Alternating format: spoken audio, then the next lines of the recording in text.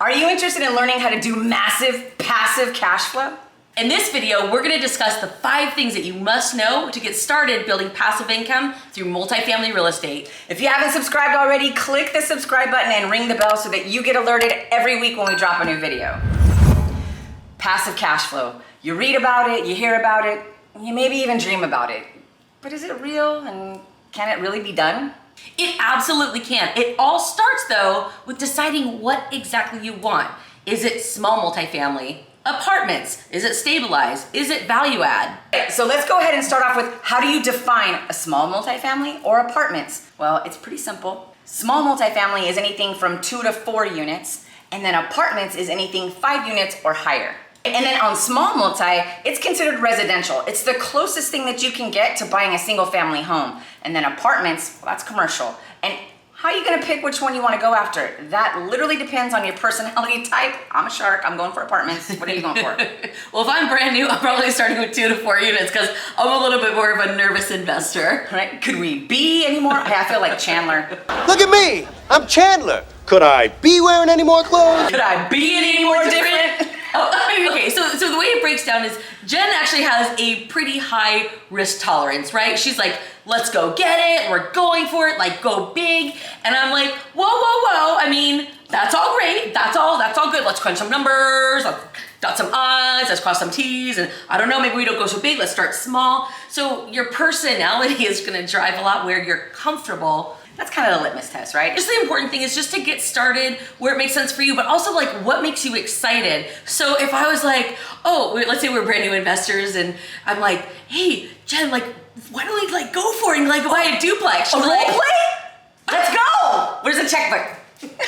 She'd be like, I mean, that's okay. I mean, that's cute, but like, can't we go for like a 10 unit or something? I'd be like, I mean, but yeah, can we just maybe do a couple duplexes first so I can like get comfortable, get my feet wet, so you can see it's really a personality difference. But both are great. Just start somewhere. Stop waiting. Get off the sidelines and just get into the game. Okay, so the next thing to consider is, what is it that you want to accomplish? So there's 2 kind of different strategies when it comes to multifamily: performing or stabilized, or value add. So performing or stabilized means you're purchasing something that already has tenants in there, already has cash flow coming in. It's almost like you're buying an existing business that's already kicking off cash flow. That's one strategy. That sounds amazing. Why wouldn't you do that? Well, hold on for a second, because the other strategy is called value add. Now, value add, or the BRRRR strategy, if you're talking 2 to 4 units, is one where you're gonna take something that it's just kind of broken in some way. When it comes to 2 to 4 units, it's usually broken physically, meaning it needs renovation, it needs rehab before tenants can move in. So you're gonna fix it up. I don't mean you, by the way, we don't lift hammers here. We engage contractors for that, but you're basically gonna get the property fixed up, get a professional third-party property manager to place a tenant, then get it rented, and then it's gonna cash flow. Gosh, that seems like it takes a long time. Like, why would you do that? Because what you create through doing the renovation process is a boatload of equity, and it's really the millionaire maker strategy.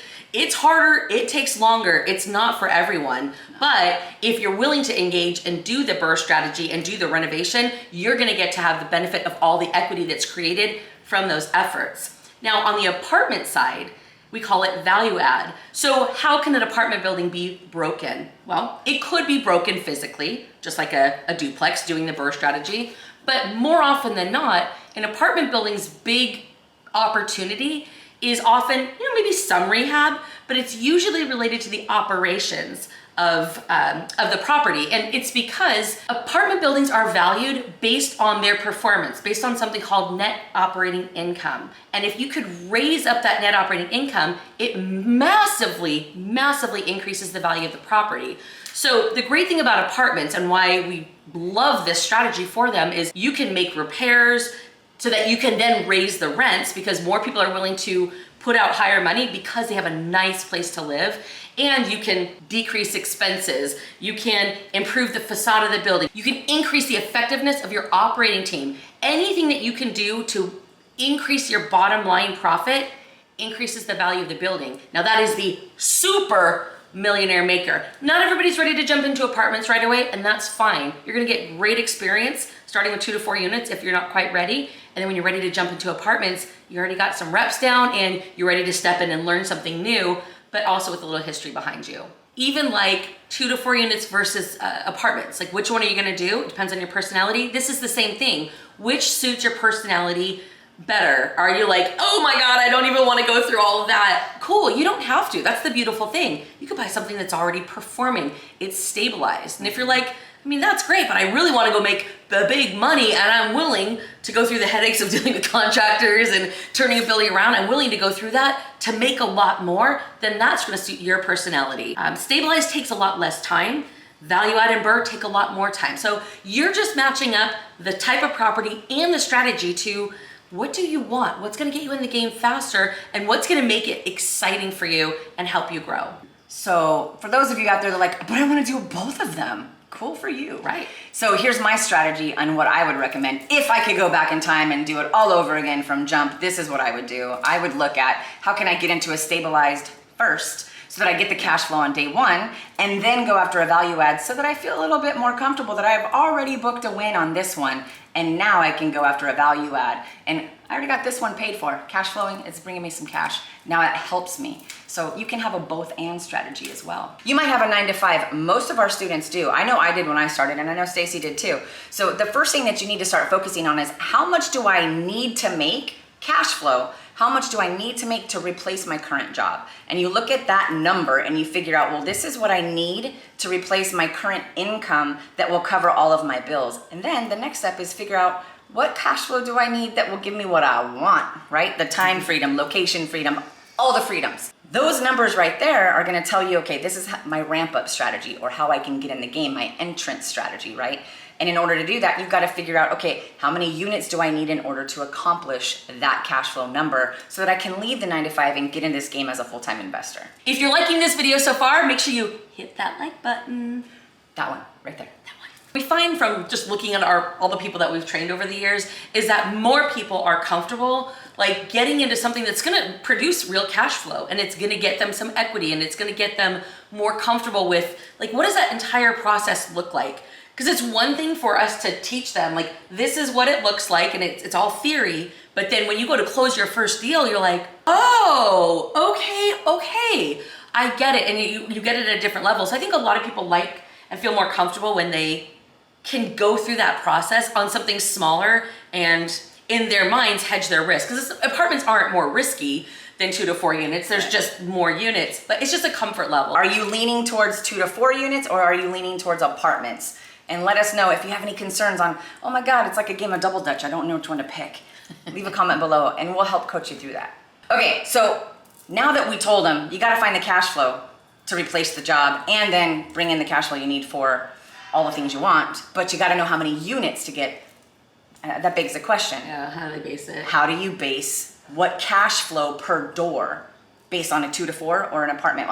What would they do? What number? Okay, so when you are planning out, you're making your plan. You're like, okay, in order for me to do step number 1, which is leave my job, I need to have X dollars a month coming in. Okay, so you're gonna back into how many doors that is. So what number are you gonna assign per door? Look, there's a lot of different factors. So I'm gonna give you a range because I know you need something to calculate it on. So we'll start there, but then I'll tell you like what impacts that range. Generally speaking, when you're dealing with small multifamily, 2 to 4 units, you're probably shooting for somewhere between 200 and 250 a door. That is not to say that every deal you look at is gonna be 200 to 250 a door. In fact, you might look at a deal that is priced that when you run the numbers, it's negative cash flow. So I'm not saying all the deals are priced that way. What I'm saying is that when you buy it, you should crunch your numbers in such a way that it's gonna produce 200 to 250 a door. And sometimes when you crunch those numbers, those offers might be really low. It is what it is, right? You're not looking for every property, you're looking for the ones that make sense for you. So 2 to 250 a door is kind of the overriding range. It could be less if you're buying something that is stabilized and on top of it is like in a nicer neighborhood or an area that people are willing to pay more. They're willing to pay more for property because the area is great. In areas like that, it's not uncommon to have a lower cash flow per door. Does it make it wrong? No, you just have to know that as you're going out and starting to look at markets, you might find that some of the cash flow you're looking at is lower, pay attention to the areas and see, oh, is it because this is a nicer area, so everything's more expensive, rents aren't quite as high, it's gonna be lower cash flow. And you know what, if your whole objective is, gosh, but I really wanna own property in this area because of X, Y, Z, whatever's going on there that makes it something that you wanna own there long term, you might be willing to give up a little bit of cash flow to be able to get into that particular area. Never negative. We never condone going on negative cash flow and investing for speculation, okay? But if you take something that's $150 a door because it's in this great up and coming area. And Amazon's coming to town. Yeah, I mean, then, You know? at least you're making an informed decision. Now your cash flow can also be higher than $250 a door. Now what we typically see to make something higher than $250 a door is usually after the refinance when you're doing the BRRRR strategy, because you've basically bought it low enough and rehabbed it and your all in is low enough to create a pretty good sized cash flow when you're refinancing. So you can definitely get more than $250 a door when you're doing the BRRRR strategy. I don't think that I'd go less than $250 if you're gonna go through all that work though. So let's just put some numbers to it, right? Let's say that you're at your job, you make $4,000 a month. So you're like, okay, I have $4,000 a month. That goal number one is replace it. All right, well, if I'm going for $250 a door, and some people are like, I'll go for $200 a door. So you just have to decide, you have to put some number to it so you can calculate it. So let's just say I'm only gonna focus on deals, whether it's combination of stabilized and BRRRR, that are gonna produce $250 a door. So every 4 doors is $1,000 a month. So that means you're gonna need $250 times 16 in order to hit $4,000 a month. So that tells you, okay, so if I need 16 doors, that's 8 duplexes or 4 quads or 3.5 triplexes.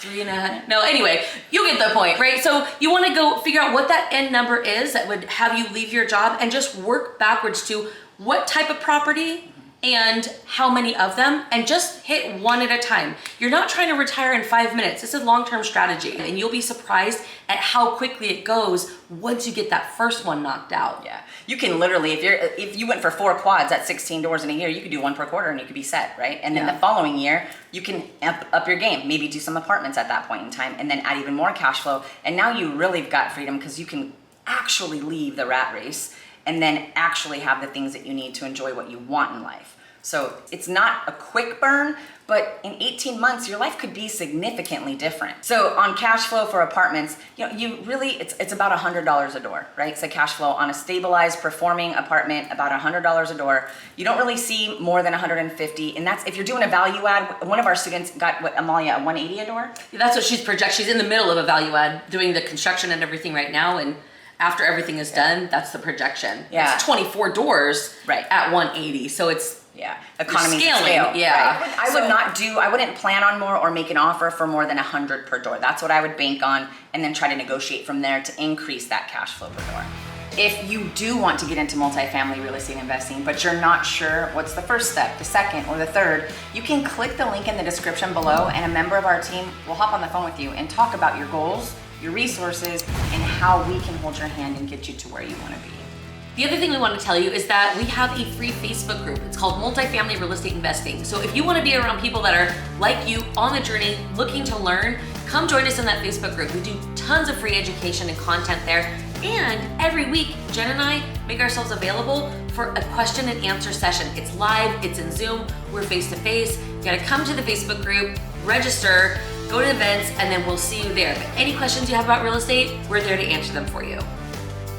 All right, so at the end of the day, decide what type of multifamily you want to focus on, set your plan into motion, and get into action. Yes, and if you want to learn more from us, watch this next video right here on how to analyze a deal so that you can get into action. We'll see you next week.